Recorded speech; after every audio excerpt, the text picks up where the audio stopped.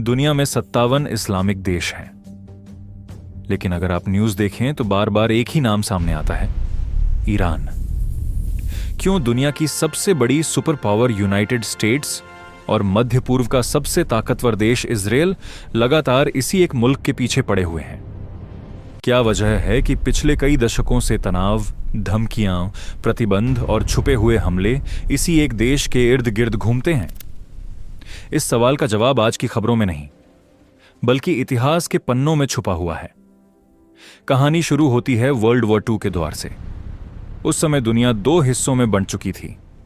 एक तरफ थे ब्रिटेन और उसके सहयोगी, और दूसरी तरफ जर्मनी का तानाशाह एडोल्फ हिटलर। उस दौर में ईरान पर राज कर रहे थे रेजा शाह पहलवी। उन्होंने पश्चिमी ताकतों के बजाय जर्मनी से नजदीकियां बढ़ानी शुरू कर दी। ब्रिटेन को डर था कि अगर ईरान जर्मनी का सहयोगी बन गया तो पूरे मध्य पूर्व का संतुलन बिगड़ सकता है। 1941 में ब्रिटेन और सोवियत यूनियन ने मिलकर ईरान पर हमला कर दिया। कुछ ही दिनों में शाह को गद्दी छोड़नी पड़ी। उनकी जगह सिंहासन पर बैठाया गया उनके बेटे मोहम्मद रेजा पहलवी को। यहीं से कहानी ने नया मोड़ लिया। नए शाह पश्चिमी दुनिया से बेहद प्रभावित थे। उन्होंने फैसला किया कि ईरान को पूरी तरह आधुनिक और पश्चिमी बनाया जाएगा, लेकिन यह बदलाव अचानक और बहुत तेज था। पारंपरिक कपड़ों और धार्मिक प्रतीकों को धीरे धीरे खत्म किया जाने लगा। कई धार्मिक संस्थानों को बंद किया गया और पश्चिमी संस्कृति को तेजी से बढ़ावा दिया गया। शाह के समर्थकों को लगा कि ईरान आधुनिक बन रहा है, लेकिन बहुत से लोगों को लगा कि उनकी पहचान, उनका धर्म और उनकी परंपराएं उनसे छीनी जा रही हैं। इसी दौरान एक धार्मिक विद्वान सामने आए। उनका नाम था रूहुल्लाह खोमेनी। उन्होंने खुलकर शाह की नीतियों का विरोध किया। उन्होंने कहा कि शाह देश को पश्चिमी ताकतों के हाथों में दे रहे हैं। सरकार ने उन्हें गिरफ्तार किया, फिर देश से निकाल दिया। लेकिन कहानी यहीं खत्म नहीं हुई। निर्वासन में रहते हुए खोमेनी ने अपने भाषण रिकॉर्ड करने शुरू किए। उन भाषणों की कैसेट्स चोरी छिपे ईरान के अंदर पहुंचने लगी। धीरे धीरे उन आवाजों ने एक आंदोलन को जन्म दिया। साल 1979 ईरान की सड़कों पर लाखों लोग उतर आए। यह इतिहास का वह पल था जिसे दुनिया आज ईरानियन रेवोल्यूशन के नाम से जानती है। शाह देश छोड़कर भाग गए और निर्वासन में रह रहे खुमैनी विजेता की तरह ईरान लौटे। ईरान अब एक इस्लामिक रिपब्लिक बन चुका था, लेकिन इसी पल एक और बड़ी घटना हुई। तेहरान में प्रदर्शनकारियों ने अमेरिका के दूतावास पर कब्जा कर लिया। दर्जनों अमेरिकी नागरिकों को बंधक बना लिया गया। यह घटना इतिहास में ईरान होस्टेज क्राइसिस के नाम से दर्ज है। यहीं से ईरान और अमेरिका के रिश्ते पूरी तरह टूट गए। अमेरिका के लिए यह सिर्फ एक राजनीतिक संकट नहीं था, बल्कि उसकी वैश्विक ताकत को सीधी चुनौती थी। इसके बाद मध्य पूर्व में एक और युद्ध भड़क उठा। ईरान के पड़ोसी देश इराक के नेता सदम हुसैन ने ईरान पर हमला कर दिया। यह युद्ध 8 साल तक चला और लाखों लोगों की जान चली गई। दुनिया की कई बड़ी ताकतें इराक का समर्थन कर रही थीं, लेकिन ईरान फिर भी झुका नहीं।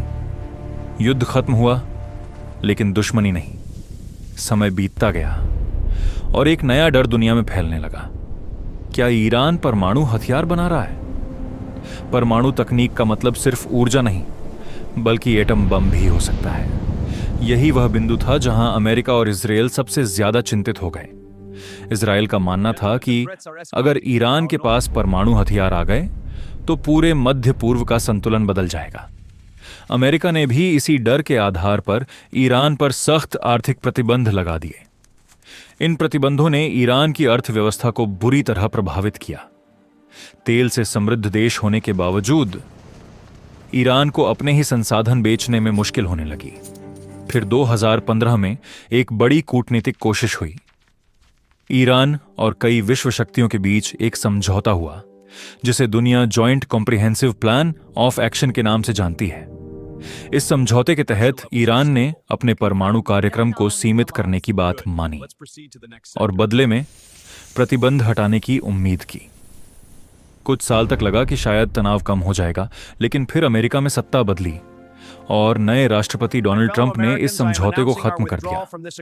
एक बार फिर प्रतिबंध, एक बार फिर तनाव। और फिर 2020 में एक ऐसी घटना हुई जिसने हालात और भड़का दिए। अमेरिका ने एक ड्रोन हमले में ईरान के सबसे ताकतवर सैन्य कमांडर कासिम सुलेमानी को मार दिया। ईरान के लिए यह सिर्फ एक सैन्य अधिकारी की मौत नहीं थी, बल्कि राष्ट्रीय अपमान था। उसके बाद से मध्य पूर्व में तनाव और भी गहरा हो गया। ईरान कई ऐसे समूहों का समर्थन करता है जो इजराइल के विरोधी हैं, और इजराइल बार बार कहता है कि वह ईरान को परमाणु ताकत बनने नहीं देगा। दुनिया के नक्शे पर यह संघर्ष सिर्फ 3 देशों के बीच की लड़ाई नहीं है, यह विचारधाराओं की लड़ाई है, ताकत की लड़ाई है और प्रभाव की लड़ाई है। और शायद यही वजह है कि दशकों बाद भी यह कहानी खत्म नहीं हुई, क्योंकि इतिहास हमें एक बात सिखाता है, कुछ संघर्ष बंदूकों से नहीं बल्कि विश्वास, डर और सत्ता की राजनीति से चलते हैं। और जब तक ये तीनों चीजें मौजूद हैं, ईरान, अमेरिका और इजराइल की यह कहानी शायद कभी पूरी तरह खत्म नहीं होगी। कमेंट में सिर्फ एक शब्द लिखिए, ईरान, अमेरिका या इजराइल। आपके हिसाब से इस पूरे संघर्ष में सबसे ज्यादा जिम्मेदार कौन है?